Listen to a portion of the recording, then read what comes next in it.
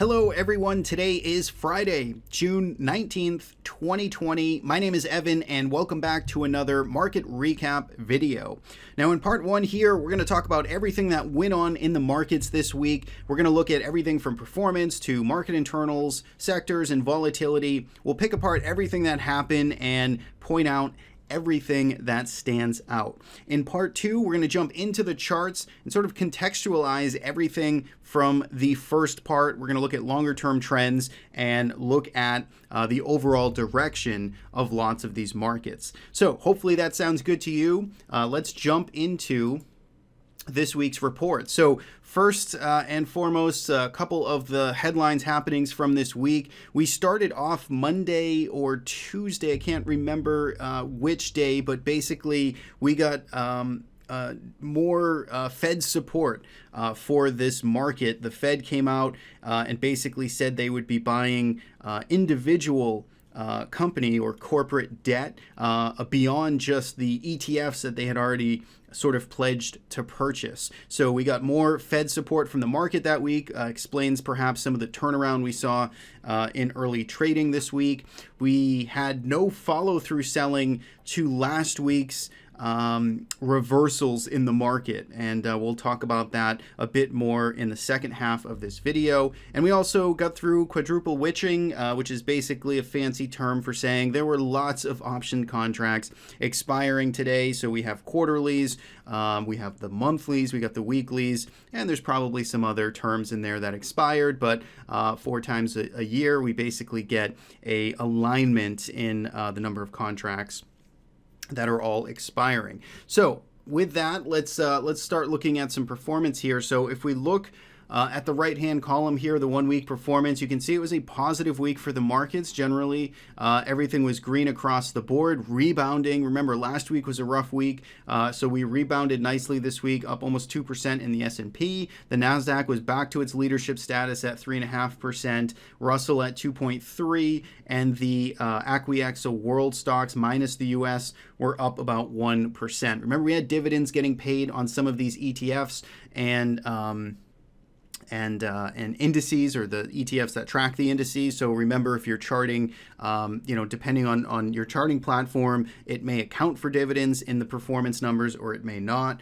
We always like to use the adjusted numbers in this slide. Now, if we look at market internals, also getting some agreement here this week. It was a generally positive week. If we look at that first row of number of stocks at 52-week highs, basically we saw the number of highs outpacing the lows every single day this week. We had almost 200 net aggregate sort of new 52-week highs made on the week. The AD was a little bit closer here, just about 600 positive. So we started to trail off here into the end of the week. We got a little weaker. We saw the strong performance out of the market on Monday and Tuesday. Then we faded a little bit into the end of the week, but still positive nonetheless as a whole. And then finally, percentage of stocks above a 20-period simple moving average, about 43% heading into the weekend. Now, if we look at sector performance here, we take a look at the top of the list. Again, I'm looking at this right-hand column here. You can see that healthcare was the top performer this week, up 3.23%, followed by technology and consumer communication services.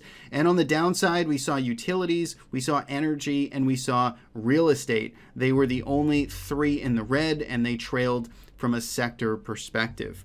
Now, if we look at volatility this week, it was constructive in the sense that, especially in the front end of the curve here, you can see in this blue line, the VIX basically came down. It started, or it finished last week in the 36, a little over 36, and ended up closing this week in around 32. So we got a little bit of an unwind there in the VIX, but still, of course, holding over 30 and well above historical averages. The 3-month also fell down to about 35 this week from 38. Then you can see the longer end here, not a whole lot of pricing difference in the 6-month, 1-year outlook on vol, pretty much kind of the same thing, slightly lower this week.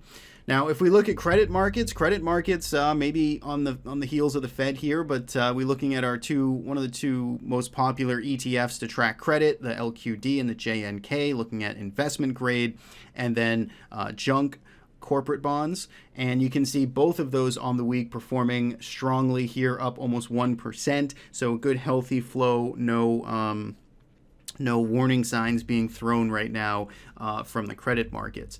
Now, if we look at interest rates, you can see, and commodities here, not a whole lot of change in terms of yields this week. It's basically a pretty quiet week, and they had been moving quite a bit the last 2 weeks. So a little bit of tamer action this week. We saw gold and silver and oil, really commodities starting to perk up a little bit more. I mean, gold and silver have been working. Oil certainly has been on the aggressive rebound, but even commodities in a more broad sense, looking at maybe some ags, starting to work as well. So that is the roundup. If we look at this week's report card, it was a pretty good rating here, A-, just about as good as you're going to get. The volatility environment continues to keep it in the penalty box, but all things considered, we saw all of the ingredients here to a pretty good rally in the market. Now, this is what's interesting, is when we just look at the data, we're getting the nice positive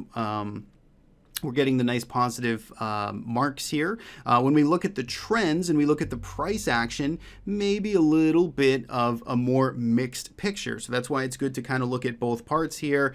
And I wanted to end off this, the first part here, looking at a breakdown of our trading strategy that we follow here at the Trade Risk. Got a few questions coming in recently just asking about the strategy and what it's up to right now. And the interesting thing, and it fits nicely here because, the trading strategy, the investment strategy that we're following here called Merlin, basically has its own way of measuring risk and health of market. And it certainly incorporates a lot of the stuff we talk about in the slide and in these videos, and it also incorporates some other things. So when we look here at its positioning, it's pretty conservative. It's basically 20% stocks right now, 80% in cash. It'd certainly be looking for more equity positions. It's just trying to get the right prices at the right points in time. So we had plenty of orders this week to increase our exposure, but in a lot of cases we just couldn't get the fills and the prices that we actually wanted in these individual stocks. So basically 80% cash right now, and 20% is a mixture of biotech, consumer staples, and medical services. These are individual stocks that we own. They're just in this, you're looking at it sorted by industry. So yeah, that's kind of the breakdown there, and I think we do have some new orders, positions going in, or setups for Monday, so hopefully we can continue to increase exposure here, but that's sort of the breakdown there. And of course, you can learn a lot more about the strategy, and we now have 14-day free trials at thetraderisk.com/Merlin. So with that, let's now finish out and start into the charts here with part 2. We'll be back in just a moment. All right, we'll kick things off here with TC2000. We're looking at our equity grid. We have our smart trend filters applied. Those are the red, yellow, green dots to all of our charts. And we have a weekly time frame for all of these charts right now that we are looking at. So if we start with the top left here, this is the S&P 500. You can see, again, a little up over 2% this week. Still bullish trend. We get a nice rebound this week. Again, we sold off last week, remember, and we still managed to hold well above our smart trend filter here. So again, no changes for the S&P 500. Same thing for the NASDAQ. In fact, you can see the NASDAQ basically only accelerated higher. Russell 2000 in the bottom left, also, rebounding a little more subtly, but still holding above and bullish on its trend. And ACWX, which is our international markets, bottom right-hand corner, weekly chart, still showing bullish trend here, on the weekly time frame. So everything is still pretty much intact, no changes whatsoever. If we go down to a daily chart, it's a little more noisy. So if we look at the S&P 500, notice last week is when we actually got the break below our trend filter. It didn't turn negative yet, didn't turn bearish. However, it just went into the neutral sort of indecisive state. And you can see that was obviously a pretty good call by it, because we didn't in fact immediately roll over. We managed to kind of rebound, get back above it. And now you can see we're basically still just chopping around in this sort of indecisive period, mostly moving sideways, and our trend filter is basically indicating that nicely right now. NASDAQ 100, you can see, is again showing some more strength here. It did also go neutral last week, but it quickly recovered this week, back to bullish, and this trend is still intact. In the bottom left-hand corner, the Russell 2000 also seeing some turbulence here in the recent week.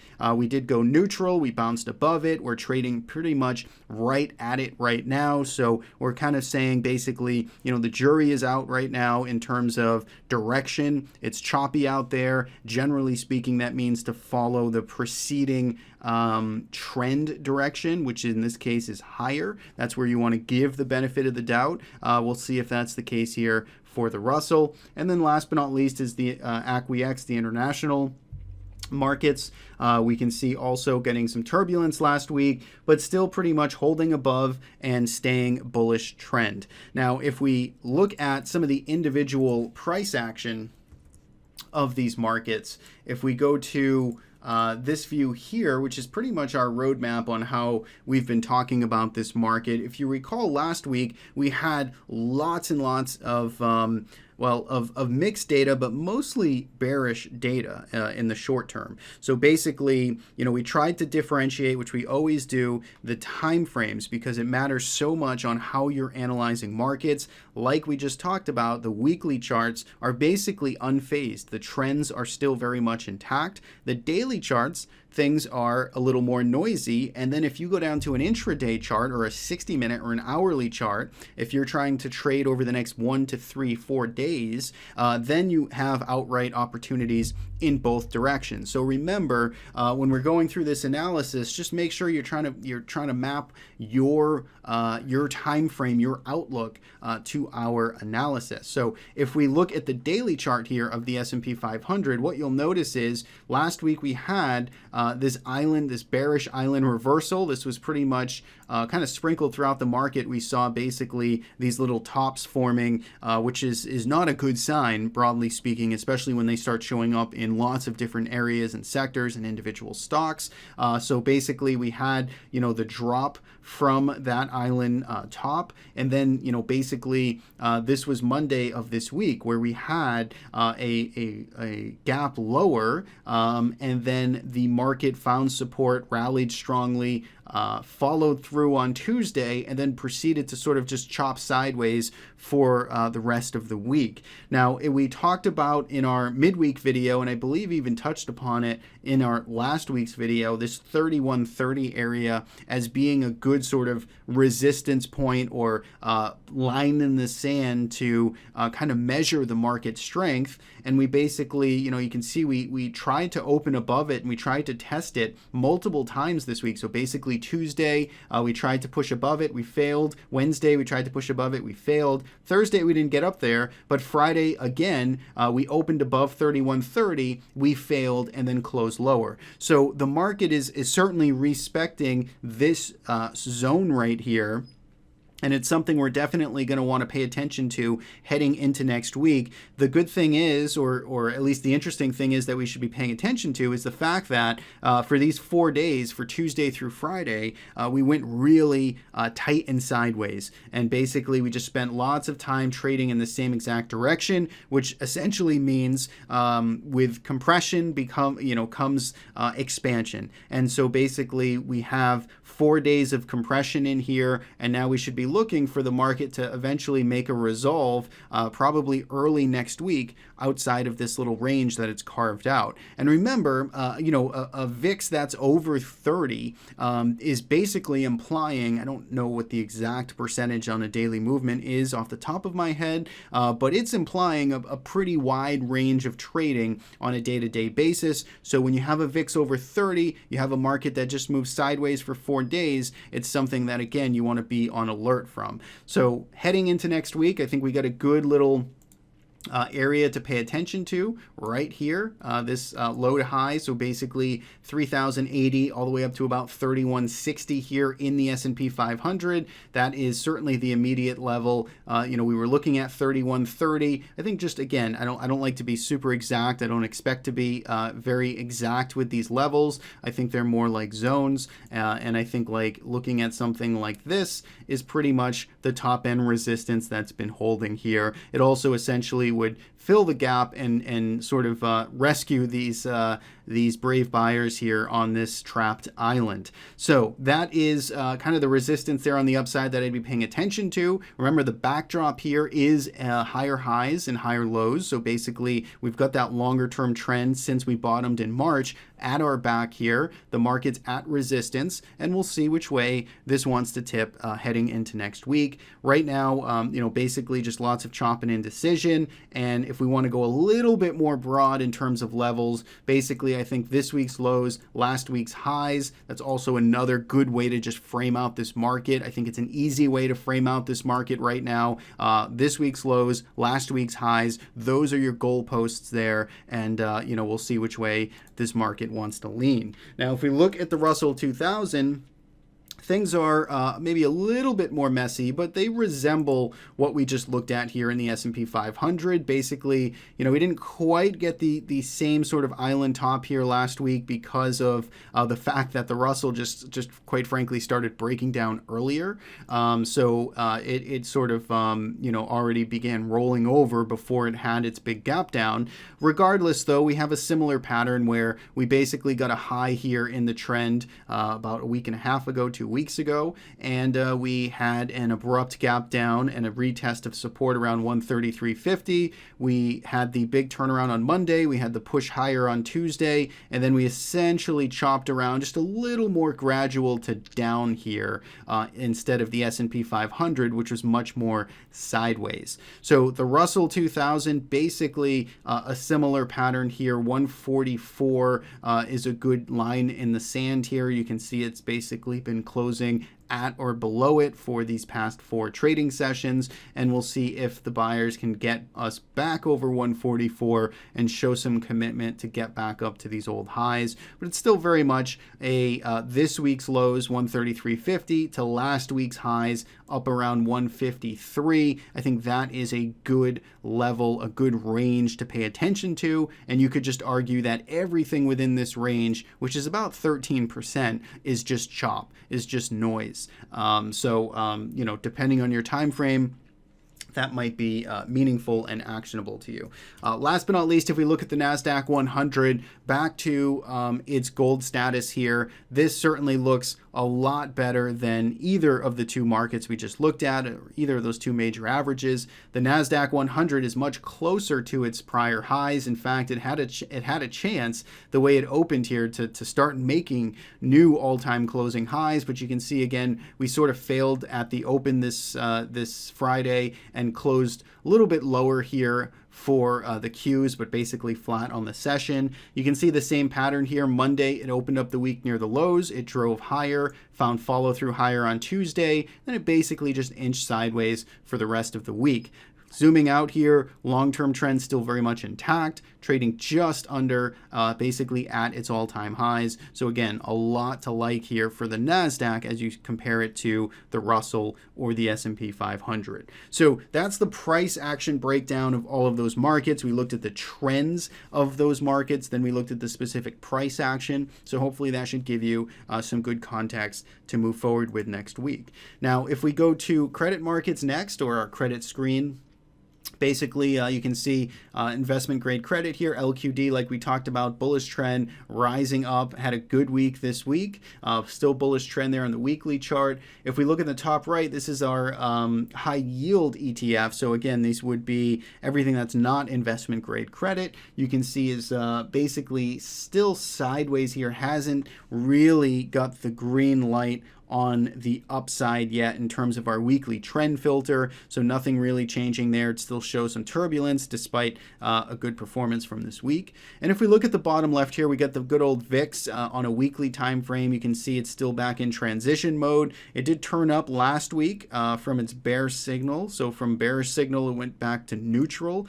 Still isn't showing the green light anymore, so we're gonna have to wait a little bit more for that, but the VIX is sort of in transition mode, and TLT in the bottom right is pretty much the same thing. If we go down to the daily charts on all of these instruments, we just look at the bottom left on VIX because I think this is the most interesting. Remember, we got our buy signal in VIX last week on the daily chart in terms of this trend filter, and then you can see it did cool off this week, so it really couldn't advance after Friday's action, or I guess coming into this week, didn't really advance all that much. It did close lower. It popped a little bit towards the end of the week, and then you can see the trend filter moving yellow here, transition into Friday. The TLT in bottom right, again, you can see lots of turbulence here as well. It's been in a bearish kind of trend here on the daily chart for about a month or two. It's trying to turn up right now, so a lot of messy action and a little bit of indecision here for TLT in the immediate term.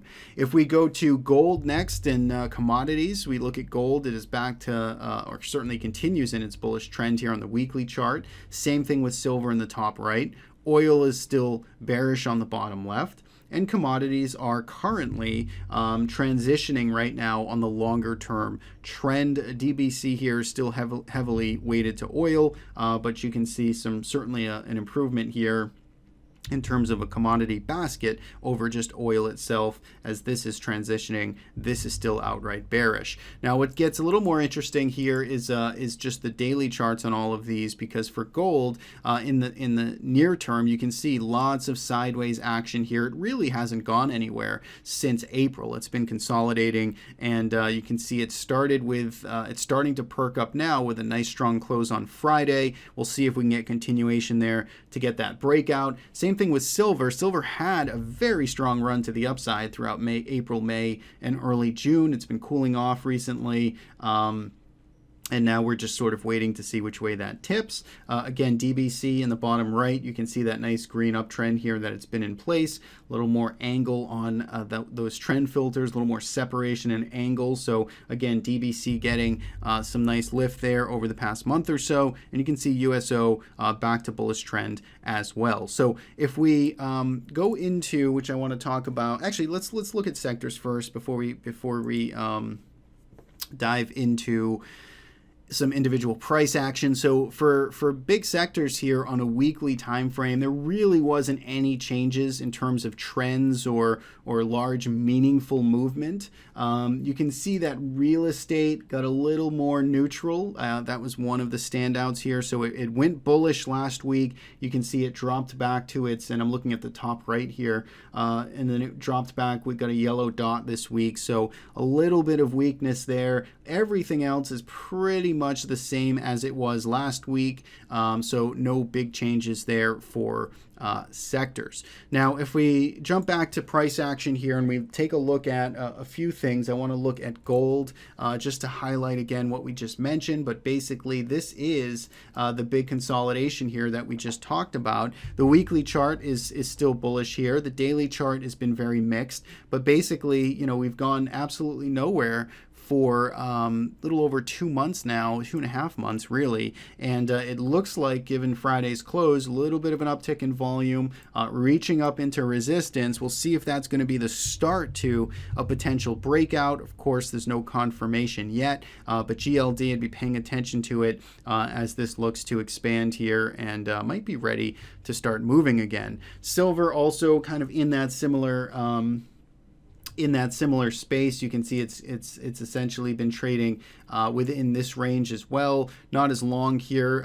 for a little over a month's time, but it had this aggressive rebound off of the lows, turned to bullish trend. You can see it's just working off this movement to the upside sideways, and again, I'd be paying attention to it. A couple of other sectors I want to bring to your attention is IBB. So this is the biotech index ETF. You can see that basically this also had gone sideways for a few weeks. It was one of the strongest performers off of the March lows. It then went sideways here for about a month and a half's time, and you can see I got a new closing high here for IBB, and again you can see this is an all-time high. If we go to a weekly chart, this is looking pretty good. We've been highlighting this and we've been discussing how biotech has been in just one of the best positions here to rally, and in terms of just technicals and trend. And you can see with this beautiful week it put in 7.6% to the upside, breaking out to new all-time highs. I think this is an area that you want to be paying attention to. XBI here, basically another cut of biotech, essentially more equal weighted ETF, but you can see very similar behavior here. Went sideways for about a month's time, and now you can see it's breaking out. And look at this breakout here. It's really breaking out of you know, a 2.5 year range, not just a 1 month range. It has been, you know, kind of moving sideways here since 2018. So I really like this area, like the breakouts, like the individual stocks. You can see with some of the exposure that Merlin does have, it is pretty much huddled into the biotech area of the market right now, and we'll see if that can continue. So that, I think, is everything.